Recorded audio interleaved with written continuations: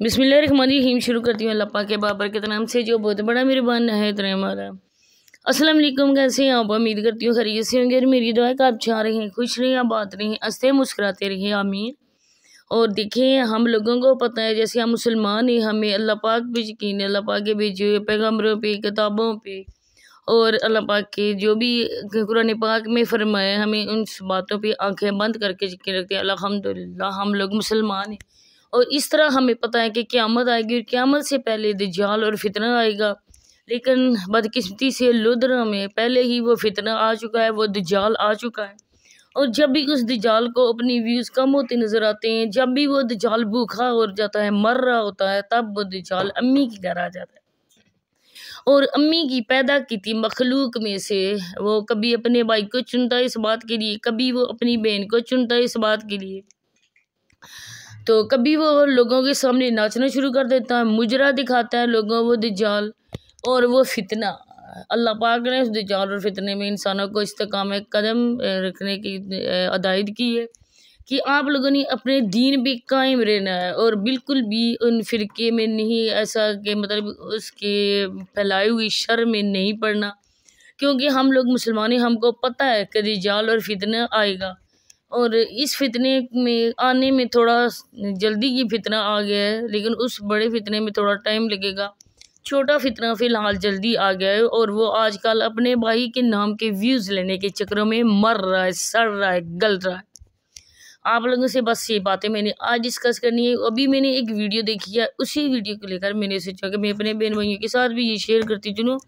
और आप लोगों से रिक्वेस्ट है कि वीडियो को फुल वॉच करना है, स्किप नहीं करना है। और जो चैनल पे नहीं आए, अगर आपने अभी तक मेरे चैनल को सब्सक्राइब नहीं किया तो जल्दी से मेरे चैनल को भी सब्सक्राइब करना है, वीडियो को लाइक और शेयर करना है, बेल आइकन को ऑल पे प्रेस कर देना है।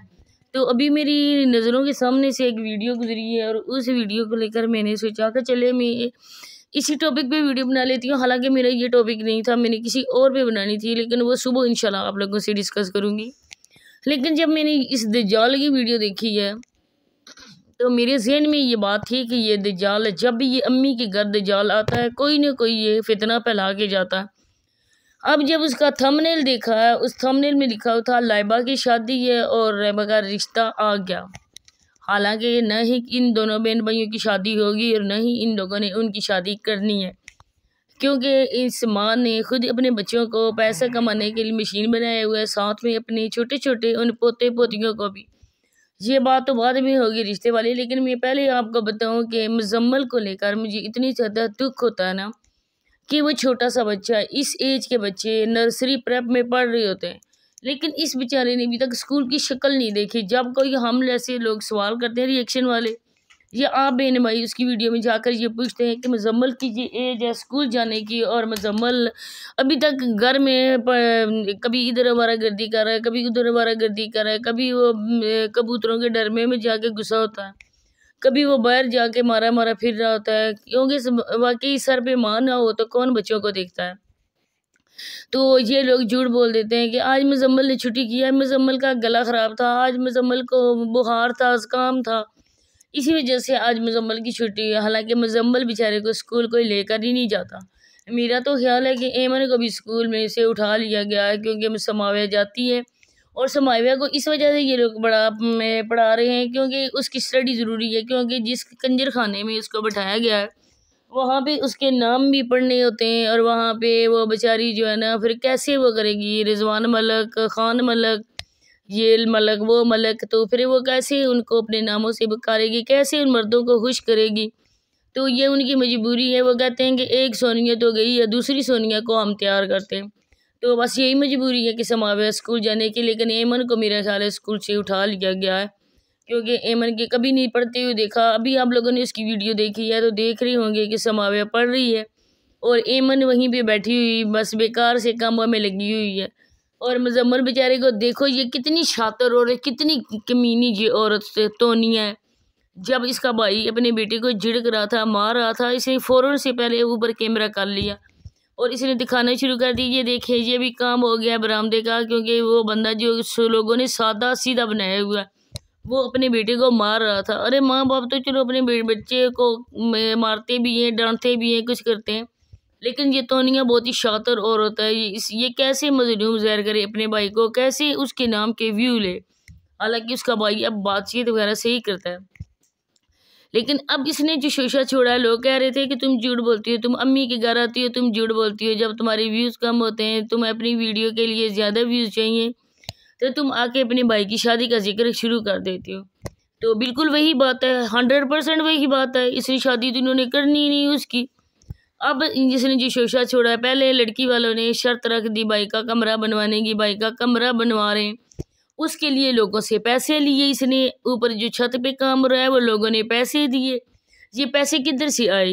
एक तो इन्होंने लाइबा वाला चैनल सेल किया, दूसरा चैनल इन्होंने नदीम वाला, मेरा ख्याल है तस्लीम आंटी को कुछ ना कुछ तो पैसे इन्होंने लिए ही कि चैनल ग्रो इसने किए नदीम ने, और वो ले गई तस्लीम आंटी। खुद तो इन बहनों की आपस में इतनी ज़्यादा अनबन हो गई है कि वो अपने भाई के घर भी नहीं आई। इन लोगों ने दिया है उसका साथ, क्योंकि शहजाद भाई की मंगनी हुई थी इनके छोटे मामू की बेटी से।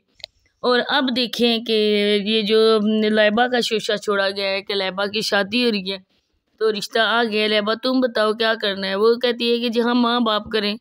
अच्छा, वो इतनी सीधी और सादी सी है, तो अगले घर भेज कर उसको क्या करना है? कौन रखेगा ऐसे औरतों को जो होशियार होती हैं, जो पढ़ी लिखी होती हैं? उनको ससुराल वाले दिन में तारे दिखा देते हैं। तो ये तो बेचारी सीधी सादी बच्ची है। पहले तो बहन इसको मजाक का निशाना बनाती है, फिर इसका जो कसर होती है बहनोई आगे पूरी कर देता है। इसके बाद आज बहन आ गई, आज दजाल दोबारा से आ गया उधर, और उस दजाल ने आते ही फितना फैलाया कि लैबा की शादी है। तो लैबा की शादी आप करोगे, नदीम तक की नहीं आप करोगे, तो लैबा की शादी आप करोगे। अगर इन दोनों की शादी कर दोगे तो आपको व्यूज़ कहाँ से मिलेंगे? चलो भाई की हो सकता है कि किसी बेचारी बेवा से या ओल्ड एज औरत से आप लोग कर लो, लेकिन साबरा को जब हम कहते हैं ना तो बुरा कहते हैं। लोग कहते हैं क्यों साबरा के पीछे पड़े हुए। साबरा ने खुद पैदा करके अपने बच्चे इनके आगे फेंक गई और खुद तो चली गई। ये लोग आपस में एक हम लोगों को ये बेवकूफ़ बनाते हैं, लेकिन जो अंदर की बात है ना वो ये है कि साबरा और बज़ैर इनसे सारे राज़ी हैं। अब देखें, जब बच्चों का मैच शुरू होता है, उसकी बेटी बैठी होती है, वहाँ से फ़ौरन से पहले आ जाती है साबरा, और वो इनको मैच करवाती है कि विन करवाती है मैच, वो इनको सेंडिंग करती है। इसके बाद जी कि अब बच्चे वो पैदा करके इनके लिए रोज़ी रोटी का बंदोबस्त तो साबरा कर गई। वो खुद तो घर से भाग गई, लेकिन इनके लिए रोज़ी रोटी का बंदोबस्त कर गई। मैं कहती हूँ आज अगर बच्चे इनकी वीडियोज़ में ना आए तो देखें, अगर इनका चैनल चल गया, अब ये फैमिली नाम का चैनल इसी वजह से जल्दी से ग्रो कर रहा है कि बच्चे आते हैं वहाँ में, और लोग जो इन्हें वो तरस खाते हैं कि इनकी माँ इनको छोड़ के चली गई, और ये छोटे छोटे बच्चे हैं।